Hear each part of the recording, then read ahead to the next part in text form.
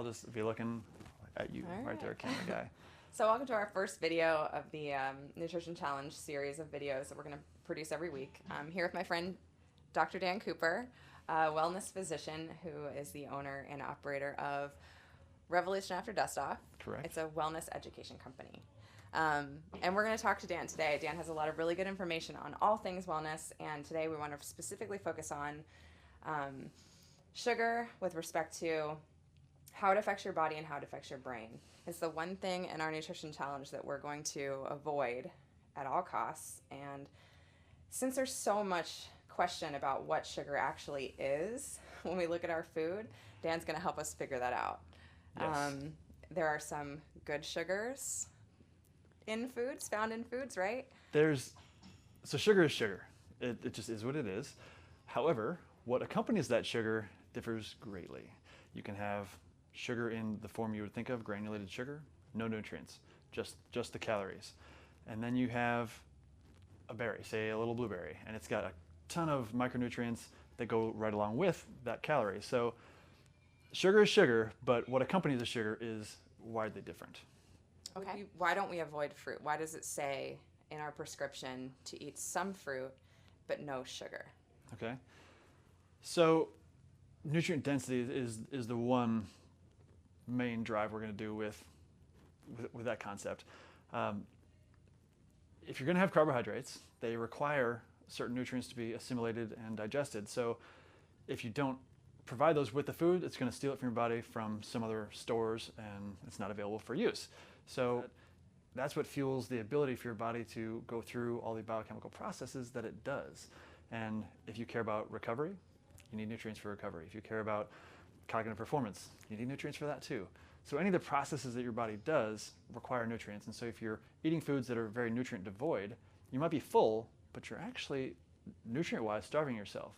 And that doesn't lead to anything good as far as metabolism, body composition, your outlook on life, anything. You need nutrients for those reasons. So if we're looking at our day and we're trying to fill our food needs with different things, and let's say for the most part we're filling our carbohydrate needs with vegetables and maybe some grain sources, some starch sources.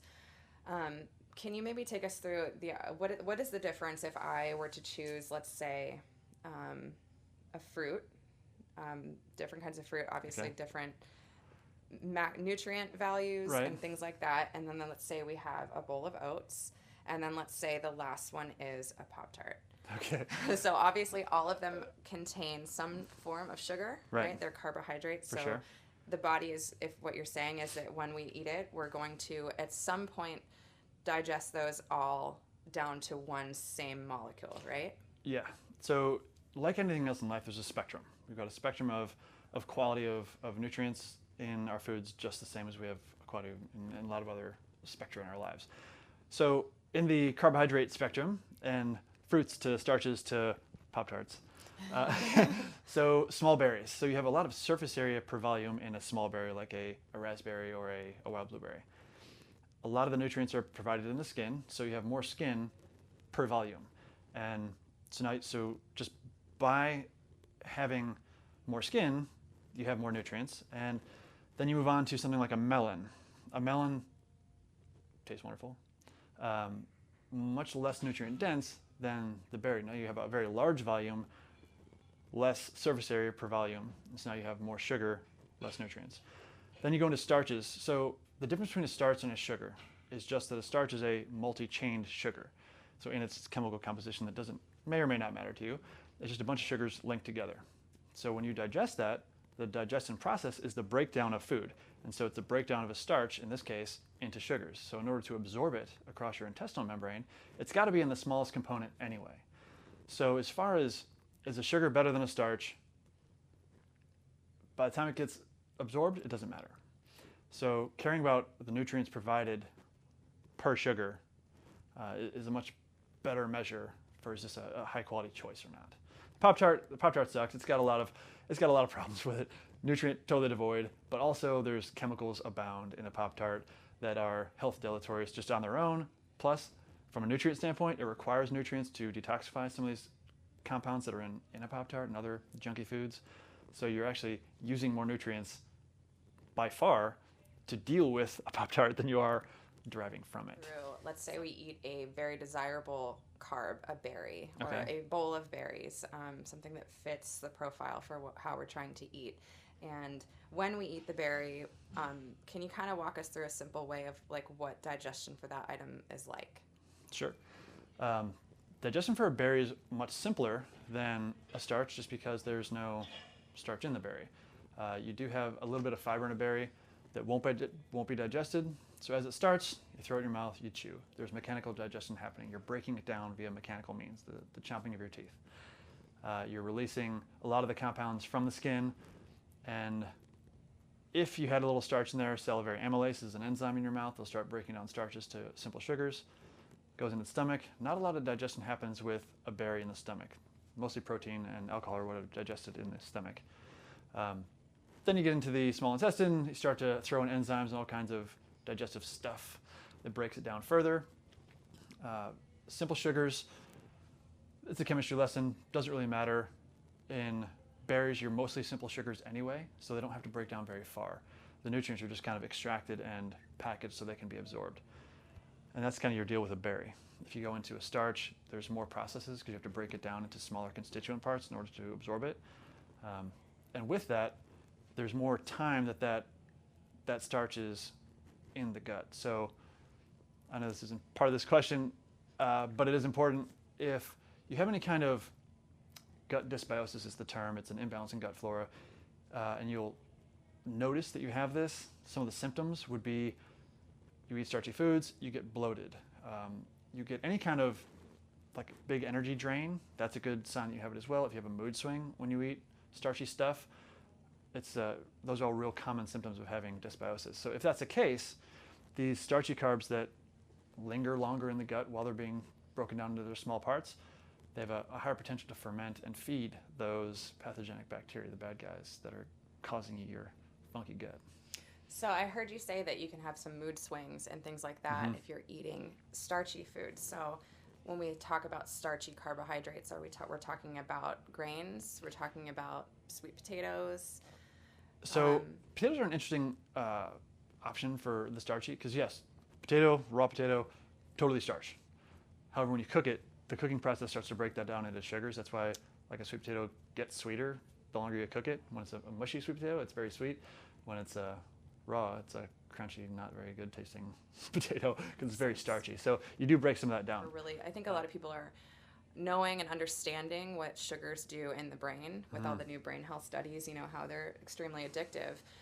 It sounds a little bit like the symptoms that you see that we usually talk about and relate to brain effects, but it sounds like you're saying that something's happening in the gut with starches that could also be causing some type of problems. Right, you've got two things going on there. You definitely have a addictive component in the brain. Sugar, if you look at studies on EMGs for what happens in the brain when you ingest a sugar, the parts of the brain that light up when you run a line of cocaine, same ones that light up when you eat a spoon of sugar. So extremely addictive, literally addictive substance. Then you have the enteric nervous system.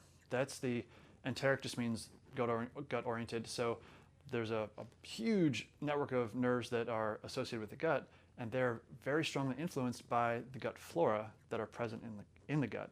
And the gut flora is the bacteria and stuff that make up the bugs in the gut. So if you have issues going on with the gut, they'll influence the neurotransmitters that are produced by this enteric nervous system, which produces just as many neurotransmitters as the brain. Might not have known that. That's pretty crazy. So you can influence your moods and just your overall how you feel by gut-produced neurotransmitters. So issues with gut could cause you to feel a certain way. The mood swings, like any of those, brain fog can come from the gut as well because it's very neurotransmitter oriented. And then you have the actual brain addictive component as well. So yeah, from multiple fronts in your body, you can have mood related and cognitive related issues with sugar. And Why do we still want to eat things like sweet potatoes and starches? What are the benefits of eating these starchy foods? Okay, so yeah, you might be thinking, well, geez, these No more sweet starches are potatoes. awful. I got to get Guess rid I of all can't these eat things, right? those. And if you're going to try to perform at a high level, you're doing high intensity exercise. That's a carb burning process. If you were just an endurance athlete, you can get away with a completely oxidative process where you're just, maybe not completely, but very heavily weighted on fat burning. But anything high intensity where you're over, it depends on your age, of course, but somebody like me, if I'm over 160 beats a minute with my heart rate, I'm in a carb burning phase. So if you want to be laying it down hard at the gym, you're going to be in a carb burning phase. So you need the carbs to replenish glycogen. Glycogen is the store of carbohydrates that your muscles and liver will hold on to, so you can have a quick access to those sugars to burn for fuel. So that's really why. If you're going to be performing at a high level of intensity, you just need carbs. So would you suggest for someone who has somewhat of a sedentary lifestyle and doesn't do high intensity exercise, would most of their meals should probably contain less starchy foods, and what would they replace their carbohydrate intake with for the energy they need just to get through their day, even if they're sedentary? If you're sedentary, which I don't recommend, definitely lower on the carbs. The insulin response, there's insulin receptors in your brain that there's a thing out now, they're classifying Alzheimer's as type 3 diabetes. If you're not burning sugars, you need to not have them. So if you're going to be sedentary, I would look toward a ketogenic diet and ketogenic lifestyle where you become a ketone and fat burner as your primary fuel source, because you'll have a lot of benefits as being a sedentary person. If you then want to get nasty and be a power lifter, you have to bring the carbs back in. But if you're sedentary, the ketogenic life will have many benefits, cognitive benefits as well as other physiological benefits. So for some people, a ketogenic diet, sedentary people, you're suggesting possibly a ketogenic diet. Some people don't even really recognize what that is, but we're taking away some of the starches and we're trying to feed the body mostly on our fat source. Right. So ketogenic just means that you're producing, so genic is to produce, ketone is a compound that your body will produce when it breaks down fat to create energy. And so your dietary recommendations in a ketogenic diet are extremely low carbohydrates, high fat, moderate protein, because you can actually convert protein into carbohydrate if you're high in protein. If you just have enough protein to do processes that require protein, like repair and upkeep, then it won't turn into carbohydrate. But high fat, moderate protein, super low carb is how you do ketogenic diet. So for our purposes, that any time plate that we talked about during the first seminar, right, where you're dealing with a fat source and lots of vegetables, are the vegetables a problem? Vegetables are totally not a problem. For any diet? For any diet, yeah, you should eat them, lots of them. Vegetables, especially leafy greens, are unlimited. Now, I've mentioned that specifically because potato is a vegetable too, so you can't just scarf down potatoes all day because they're heavy carb sources. But the leafy greens, per gram of digestible carbohydrate, man, such a nutrient-dense food. So unlimited, you're never gonna overage on your digestible carbs. I said digestible because fiber is a non-digestible carb that just gets pooped out. So it doesn't meet any of your requirements for fueling. So yeah, veggies, they're great for bringing a lot of nutrient density without a lot of carb load. Cool. Digestible carb load.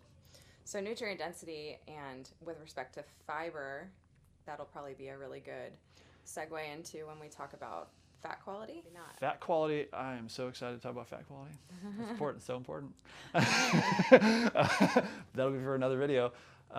Fiber is really what makes up most of the carbohydrate load in these vegetables. And it's useful for a lot of things. It's a good stool bulker. Puts volume in your poop.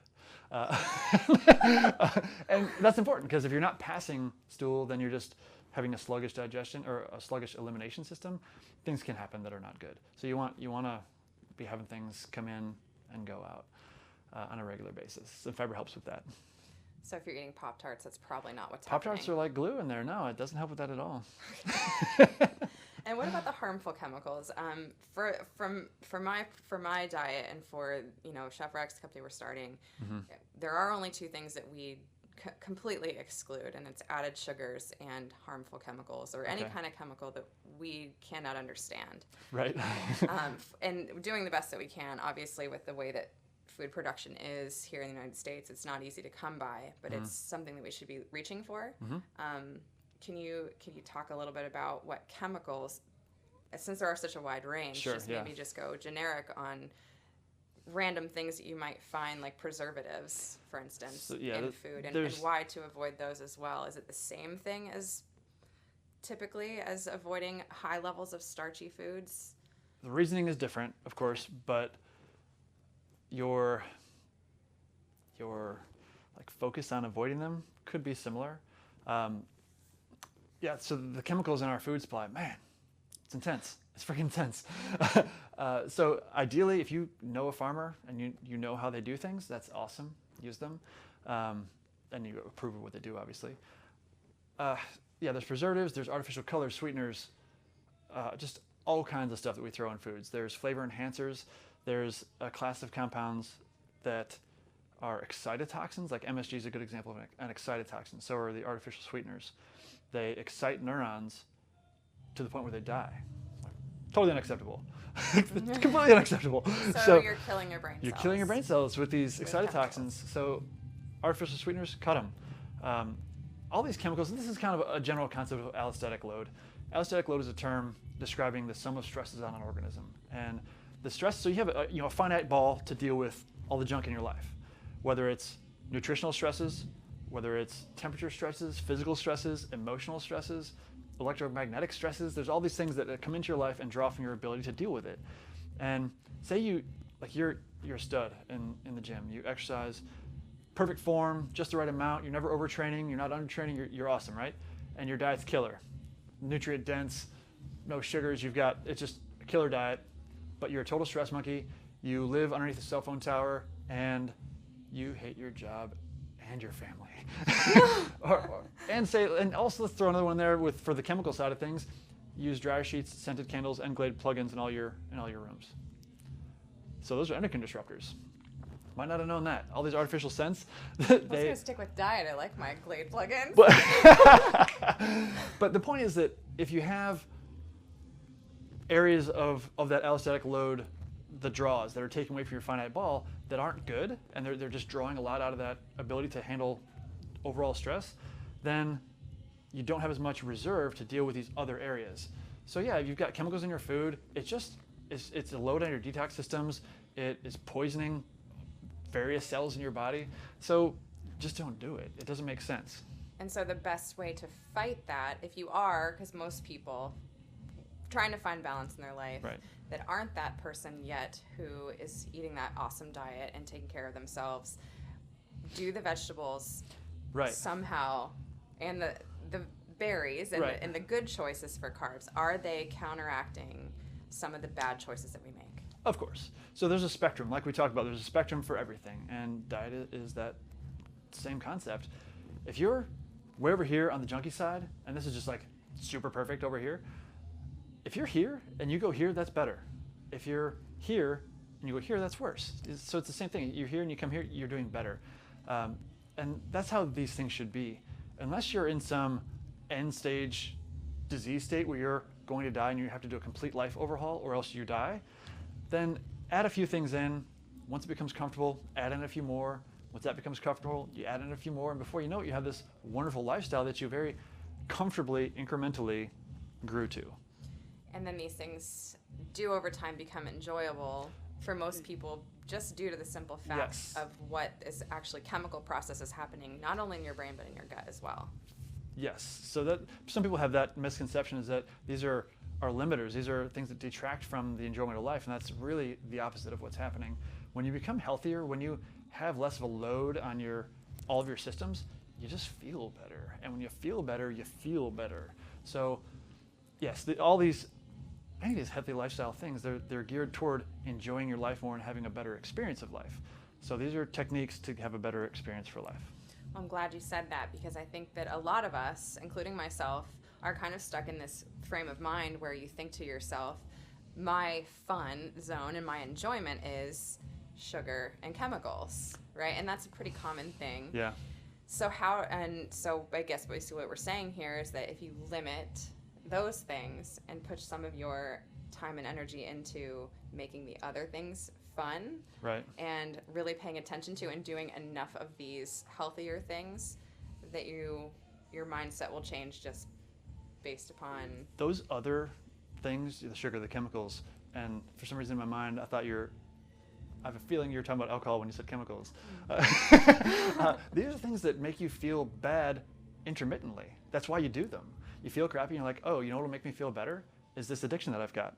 Or this thing that, maybe you've got some other psychological thing going on that you want to punish yourself for something. And so you feel better for a second and then you go back into this cycle.